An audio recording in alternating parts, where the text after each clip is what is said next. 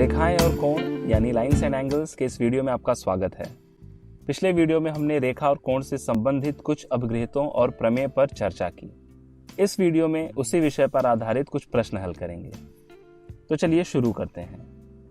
दी गई आकृति में त्रिभुज CDE एक समबाहु त्रिभुज यानी इक्विलैटरल ट्रायंगल है। तो सिद्ध कीजिए कि कोण ADC बराबर है कोण CEB के। यहाँ पर हम सीधे सीधे रैखिक कोण युग्म का इस्तेमाल करके कह सकते हैं कि कोण ADC धन कोण CDE बराबर 180 अंश और उसी तरह कोण CED धन कोण CEB बराबर 180 अंश। अगर हम दोनों समीकरणों पर ध्यान दें तो यहाँ दाहिनी ओर बराबर है, इसलिए बाईं ओर भी बराबर होंगे, यानी कोण ADC धन कोण CDE बराबर कोण CED धन कोण CEB। अब चूंकि हमें दिया गया है कि त्रिभुज CDE एक समबाहु त्रिभुज यानी इक्विलैटरल ट्रायंगल है, तो इसके सभी कोण एक दूसरे के बराबर होंगे। इसलिए कोण CDE बराबर है कोण CED के, अतः कोण ADC बराबर होगा कोण CEB के। चलिए अगला प्रश्न देखते हैं। दी गई आकृति में रेखा PQ और NR बिंदु O पर प्रतिच्छेदित कर रही हैं।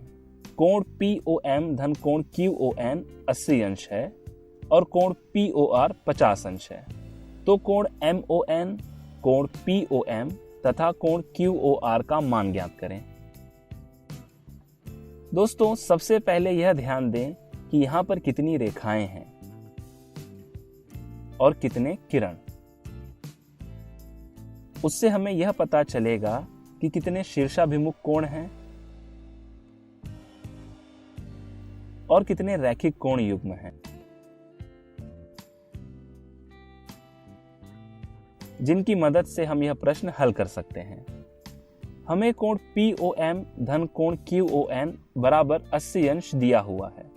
कोण POQ एक सीधी रेखा है, यानी कोण POQ बराबर 180 अंश है।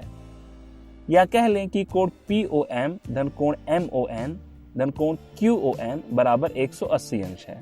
हमें कोण MON का मान पता करना है, तो यहाँ हम कोण POM धन कोण QON का मान रखकर कोण MON का मान ज्ञात कर लेंगे। हमें कोण MON 100 अंश मिला। अब ज्ञात करते हैं कोण POM का मान। हमें कोण POM धन कोण QON 80 अंश दिया हुआ है। अगर हमें कोण QON का मान पता चल जाए तो हम कोण POM का मान ज्ञात कर सकते हैं।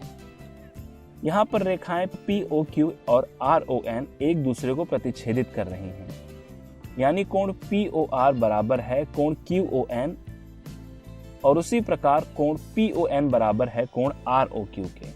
हमें कोण PON और कोण ROQ से कुछ ज्ञात नहीं करना है, लेकिन चूंकि कोण QON बराबर है कोण POR के, इसलिए NOQ भी 50 अंश होगा, क्योंकि हमें कोण POR 50 अंश दिया हुआ है। और अब अगर हम कोण QON का मान इस समीकरण में रखें तो कोण POM धन कोण QON बराबर 80 अंश, तो कोण POM का मान ज्ञात कर सकते हैं, जो होगा कुछ इस प्रकार। हमें मिला कोण POM बराबर 30 अंश। और अब है आखिरी कोण, कोण QOR।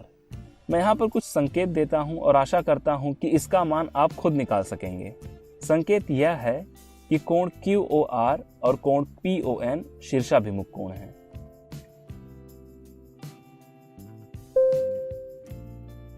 यह काफी आसान और सीधा प्रश्न है। कोण AEC बराबर 1/2 कोण BED और कोण CED बराबर 60 हमें यह दिया हुआ है। हमें कोण AEC का मान ज्ञात करना है। अब इसका हल देखते हैं। हम जानते हैं कि कोण AEC धन कोण CED धन कोण BED बराबर 180 अंश। यहाँ हम कोण AEC की जगह 1/2 कोण BED लिख सकते हैं, या कोण BED की जगह 2 कोण AEC और साथ ही कोण CED का मान भी रखेंगे। कोण AEC धन 60 अंश धन 2 कोण AEC बराबर 180 अंश। अब इसे सरल करके कोण AEC का मान ज्ञात करेंगे। 3 कोण AEC बराबर 180 ऋण 60, कोण AEC बराबर 120/3 हमें कोण AEC 40 अंश प्राप्त हुआ।